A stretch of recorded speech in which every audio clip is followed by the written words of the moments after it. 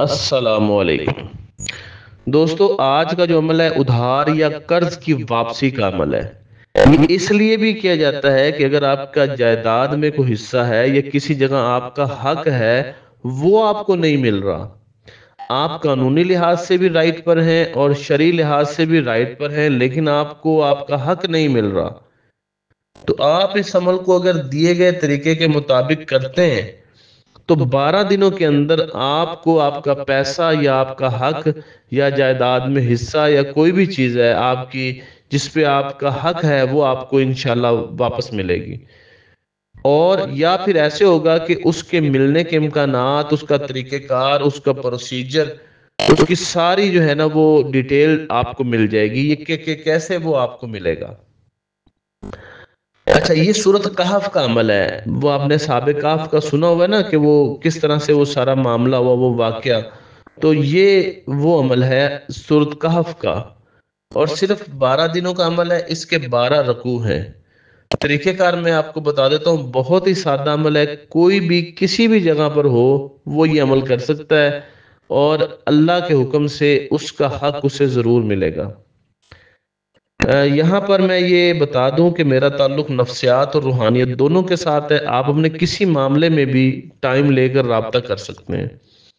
اس کے علاوہ ہمارے روحانیت کے، نفسیات کے، مائنڈ سائنسز کے کورسز بھی چل رہے ہیں، آپ ان میں بھی جوائننگ دے سکتے ہیں۔ آن لائن استخارہ یا اس طرح کی معلومات بھی آپ لے سکتے ہیں۔ اچھا، تو ہم بات کر رہے تھے کہ یہ عمل کیسے ہوگا سورۃ کہف کا، کہ جس سے پیسوں کی واپسی ہوتی ہے۔ اچھا، اس میں 2-3 چیزوں کا آپ خاص خیال رکھیں گے، وہ میں آپ کو بتاتا ہوں، اور پھر آپ یہ عمل کریں گے۔ سب سے پہلے 12 دن آپ نے بالکل، یہ آپ کے جو کپڑے ہیں وہ صاف ستھرے ہوں، میلے نہ ہوں، وضو کی حالت میں ہوں۔ 12 دن آپ نے جب عمل کرنا ہے نا تو آپ کے کپڑے بھی صاف ہوں، آپ وضو کی حالت میں ہوں، بغیر وضو یہ عمل نہیں کرنا۔ اور کرنے کا جو اس کا ٹائم ہے وہ سورج جب طلوع ہوتا ہے، یعنی فجر کے بعد سے لے کر ظہر سے پہلے پہلے آپ اسے کر سکتے ہیں، ٹھیک ہے؟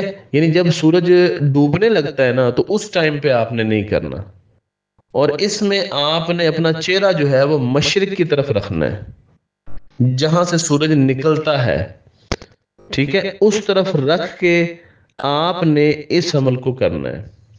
طریقہ کار اس کا بہت ہی سادہ سا ہے۔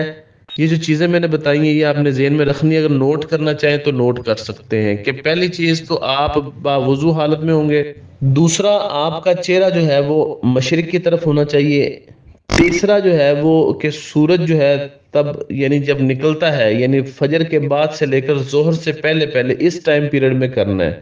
شام کو بھی نہیں کر سکتے، رات کو بھی نہیں کر سکتے، اور عمل صرف 12 دنوں کا ہے۔ 12 دنوں آپ اسی جگہ پر ہوں، یہ نہیں ہے کہ آپ کچھ دن ادھر ہیں پھر آپ ایک دن کسی اور جگہ جا کے کر رہے ہیں، نہیں، جگہ کی تبدیلی یہاں پہ قابل قبول نہیں ہے۔ جس جگہ پر آپ نے پہلے دن کیا ہے آپ نے 12 دن اسی جگہ پر ہی عمل کرنا ہے، یہ اس کی خاص شرائط کے اندر چیز آتی ہے۔ اس کے بعد اپنے آپ کو آپ نے خوشبو جو ہے کسی بھی قسم کے وہ آپ لگا سکتے ہیں، سادہ سی ہو، سمپل سی ہو، کوئی بھی ہو، عطر وغیرہ بھی ہو، تھوڑا سا آپ لگا سکتے ہیں، زیادہ بے شک آپ نہ لگائیں۔ اس کے ساتھ کمرے میں آپ کمرے کا جو انوائرمنٹ ہے، کمرے کی جو جگہ ہے وہ بھی ساری صاف ستھری ہونی چاہیے۔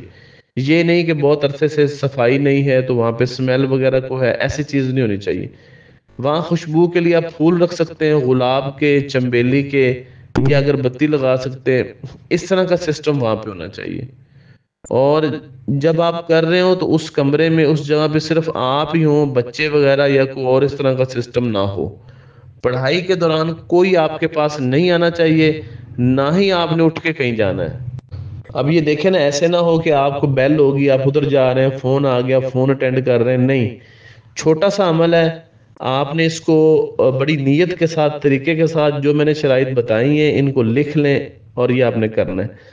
سامنے آپ کے پاس پانی کا ایک گلاس رکھا ہو، پانی کا گلاس سامنے رکھ لینا ہے، اور اس عمل کو بسم اللہ اور درود پاک سے شروع کرنا ہے۔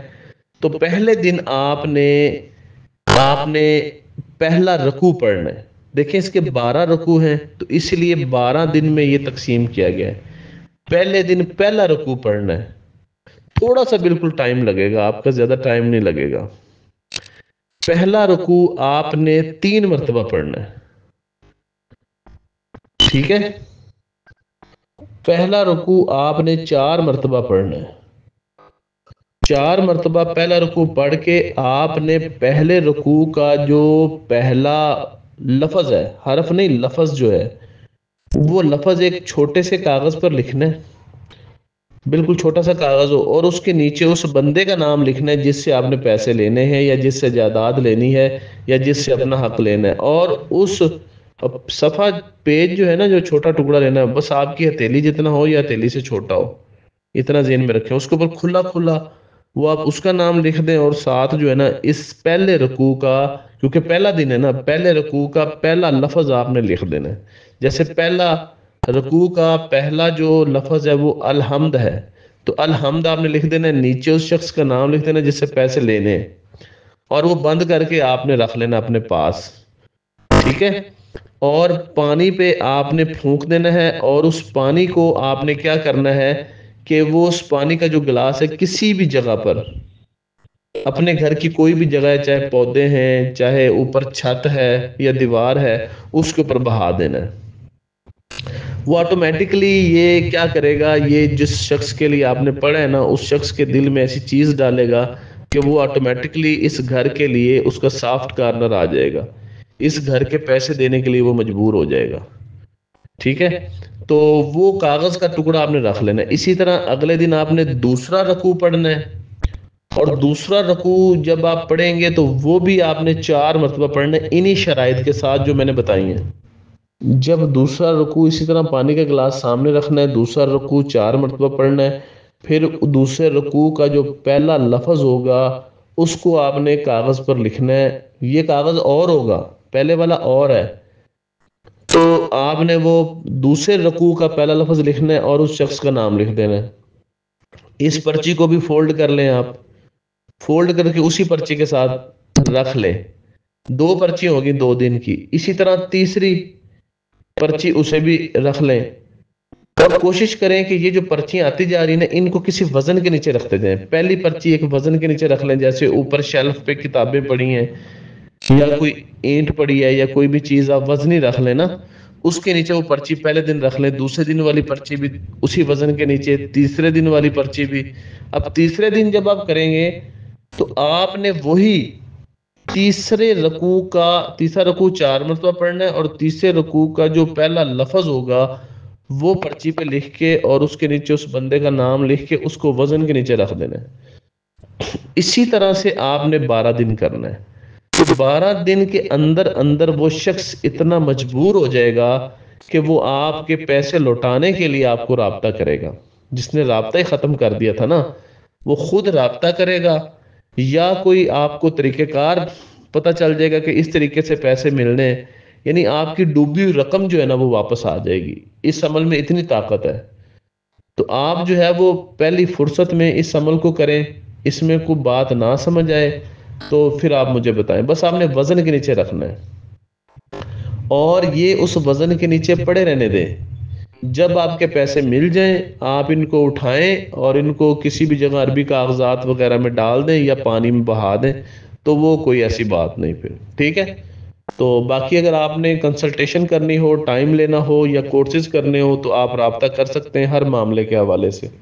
بہت شکریہ۔